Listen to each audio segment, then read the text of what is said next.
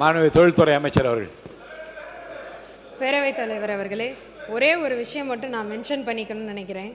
சிவகாசி தொகுதி பற்றி பல பிரச்சனைகள் ரொம்ப டார்ச்சர் பண்ணி ஒரு விஷயங்கள் எதிர்கட்சியெல்லாம் பண்ணாங்க. அதாவது பிரச்சனைகள்லாம் முடிஞ்சிருச்சு, அதுக்கப்புறமா ஆர்ப்பாட்டம்லாம் நடத்தி பெரிய ஒரு மக்களுக்குள்ள ஒரு அவங்களுக்கு இடையில ஒரு கன்ஃபியூஷனை உண்டு பண்ணிட்டாங்க. அதுக்காக நான் இதை பதிவு பண்ணணும்னு நினைக்கிறேன்.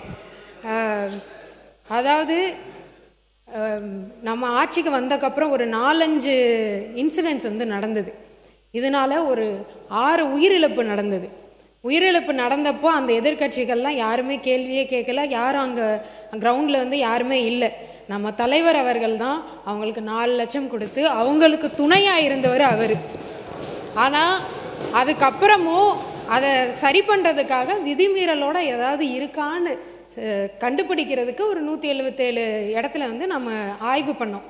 ஆய்வு பண்ணி இதை சரி பண்ணிக்கோங்கப்பா அப்படின்னு சொன்ன உடனே அந்த ஆய்வை சரி எல்லாத்தையும் சரி பண்ணிட்டோன்னு ஆய்வை நிறுத்திட்டாங்க. அதுக்கப்புறமும் இவங்க ஆர்ப்பாட்டம், கண்டன ஆர்ப்பாட்டம் அதெல்லாம் ரிலீஸ் பண்ணியாச்சு. ரிலீஸ் பண்ணி எல்லாரும் மக்கள்லாம் வேலைக்கு போக ஆரம்பிச்சிட்டாங்க.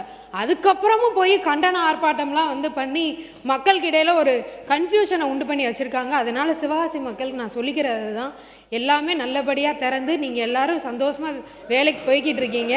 அதை நான் பதிவு பண்ணுறதுக்காக நான் இங்கே